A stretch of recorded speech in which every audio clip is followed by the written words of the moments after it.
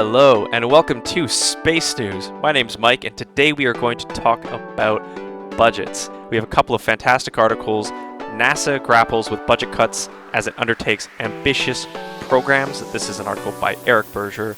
What's next for the fiscal year 25 budget proposal by Jacqueline Felcher and Payload Space. And last but not least, the Space Force cuts corners by Rachel Zisk. Let's get started. NASA Administrator Bill Nelson is putting a positive spin on NASA's budgets. So, as you are well aware from our last episodes, NASA recently received some massive budgetary cuts from Congress. They had to lay off something like 8% of JPL's workforce. Not great. They're looking for ways to try and rehire some of those people that they laid off, but it's not always that easy. They're trying to find ways to cut corners. Let's have a look at what the article says. For the first time in more than a decade, the U.S. Space Agency is grappling with budget cuts. There will be a lot of numbers in the story, but we'll do our best to make sense of them. First of all, the Space Agency only just received its budget for the current fiscal year, so that is October 1st, 23 to September 30th, 24, last Friday.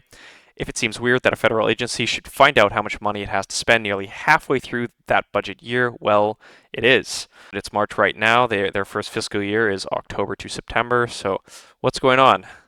But this is mainly a factor of how Congress operates. Congress has been taking a lot of breaks as of late. There's a lot of disruptions, or the federal government has almost gone unfunded on multiple occasions. Only it receiving last-minute funds like a day or two before a federal government shut down. Okay. But this is the world we live in, with a fractious Congress unable to agree on much of anything, including budgets. In any case, NASA's budget for the fiscal year 24 came to $24.9 billion. This represents an approximate 2% cut in the space agency's funding relative to the final budget for the fiscal year 23. It's worth noting that the last time NASA's budget decreased from year to year came more than a decade ago, from fiscal year 12 to 13. This was due in large part to the end of the Space Shuttle program. So if you are keeping track, NASA's launches really dropped off after the 90s and early 2000s.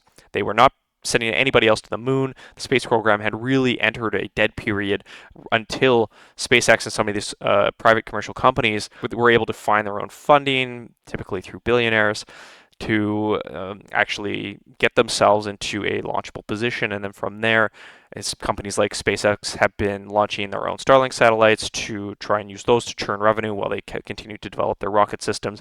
And now that the Falcon 9 is so reliable, and they're able to do things like reuse their boosters and other parts of their rocket systems, they actually are making money off of their launches now.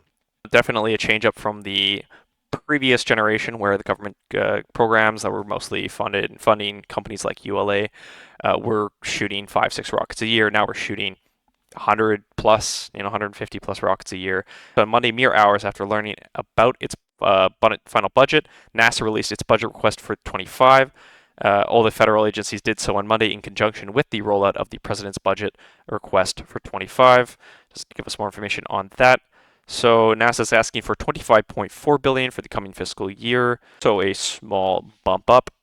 This is more than the agency will receive in 24, but significantly less than the $27.2 that they had in the 23 budget. Put another way, NASA has recognized the real-world constraints and is asking for 7% less funding this year than it did in 23. So let's talk about the hard choices they've had to make. There have been no significant changes in NASA's proposed budget for the Artemis program, which seeks to return humans to the moon later this decade, launched by SpaceX. And I believe SpaceX has a bunch of these contracts, United Launch Alliance as well, which they're trying to get shopped around, may end up being purchased by Blue Origin in the near future. And then the capsules that are going to be containing those humans are a mix of the Boeing Starliner, the SpaceX Crew Capsule, I think it's called Crew Dragon, and Blue Origin themselves are also trying to come up with a capsule. There remains broad support in Congress for this program. Democrats, Republicans seem to be in favor of the NASA program. It's just the level of funding that they are willing to provide changes depending on their fiscal beliefs, at least for the initial lunar landings. Funding for the Artemis landings will have a mix of cost plus and fixed price contracts, should more or less continue. Speaking of things that I don't know why you haven't already hit the subscribe button or smash that like button. Help out this channel. Really appreciate all the support that you can provide. Let's continue on. So the harder choices will have to be made in the science portion of NASA's budget, which covers planetary missions as well as deep space observatories. NASA requested $2.7 billion for planetary science missions in fiscal year 25, virtually the same amount received this fiscal year. There's a deep space portion. There are other pseudo-military objectives. An episode will be coming out later next week where we talk about the fusion reactors that China and Russia are trying to co-place on the moon's surface and by kind of mid 30s, between 2030. And the Americans are obviously trying to beat that. They're trying to have a nuclear reactor on the moon by early 2030s. And so if they want to be able to do that, they're going to need to allocate the budget for that program. You really have to start making tough decisions. Okay, well, how much money are we allocating from this finite budget to deep space observatories, to the Mars sample return MSR program, to the lunar payload program, where they want to provide a series of missions for private companies to put their assets on the moon so that they can start to perform science. NASA only ends up paying for the transfer, that translunar journey, and does not really need to pay all that much for the actual payload itself. Okay, back to it. But there's a catch. This funding level includes no allocation for the Mars sample return mission, which is a multi-year, multi-billion-dollar program to return rock samples from Mars to Earth for scientific study. This mission is a higher priority for NASA and the scientific community, but the overall plans were recently declared to be unrealistic by an independent review board. We actually discussed that back in episode 22. NASA committee is studying alternative mission designs to bring Mars samples back to Earth with better cost and schedule estimates. It will release its findings later this month. After that time, NASA may reformulate plans and allocate funding for the MSR. The catch is that it would not seek new funding, but rather pull money from other planetary science missions. We don't expect that planetary top line will go up. I have a couple of other quick rundown of these other two articles. That Artemis mission, now we have a real figure connected to that, so it's about $7.8 billion allocated to getting humans back on the moon, and commit to funding for the International Space Station through 2030.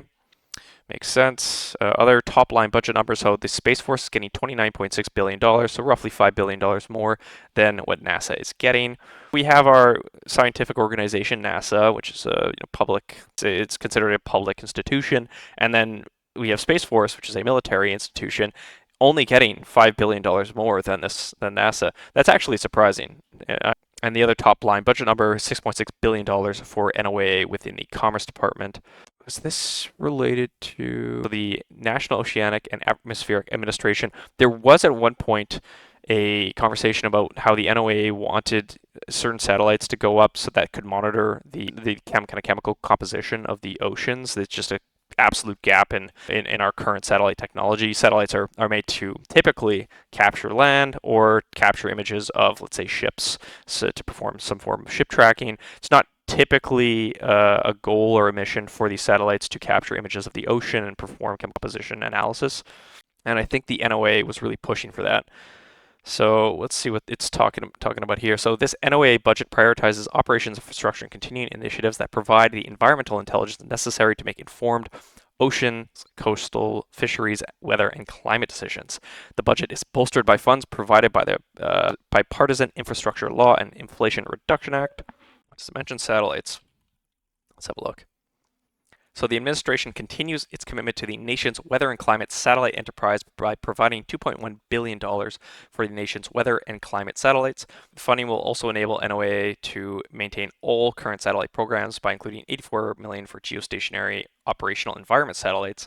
So they have the PWS, the SWFO, Space Weather Follow-On, a bunch of satellites already in space that are under the control of the National Oceanic and Atmospheric Administration. So if you didn't know, now you do. Next step, so a repeat of the other article. Let's hop over to the final article, the Space Force cuts corners. So we saw that the Space Force got roughly $30 billion in funding. Let's see what they had to cut. So the Pentagon's newest branch asked for an appropriations of $29.6 billion. Here's how that breaks down. That's roughly $20 billion for research, development, and testing, $5 for procurement, $5.5 for operations and maintenance, and $1 for military personnel. So $20,000 going towards engineering. Thank you very much. Kristen Jones, who is performing the duties of Air Force Second in Command, said in a press briefing, "We needed to make some puts and takes and some hard decisions. The increasing USSF budget, or United States Space Force, over the past few years played into that, as leadership wanted to make sure that we weren't going to have any execution issues. The Space Force is still young and finding its footing within the Department of Defense. The department has notched a new achievement. This is our first year in Space Force where we will not actually move over any additional mission capabilities from other services. The new budget doesn't do a whole lot of good until it is officially signed into law. That's fair. As we've seen very often, there's a lot of back and forth. Sometimes the U.S. House passes something that Congress just sends right back, and vice versa. The cycle of CR, which is continuing resolution, is particularly troubling for military programs that rely on speed to stay competitive with the fast-moving adversaries, meaning specifically China. We cannot fight with one hand tied behind our back. I urge lawmakers to quickly pass all remaining fiscal year 24 appropriation bills and approve our fiscal year 25 budget request on time. That is the best way our lawmakers can serve our department, our service members, and our families." This has been Space News. My name's Mike. I hope you have a fantastic day, and we will see each other tomorrow. Bye-bye.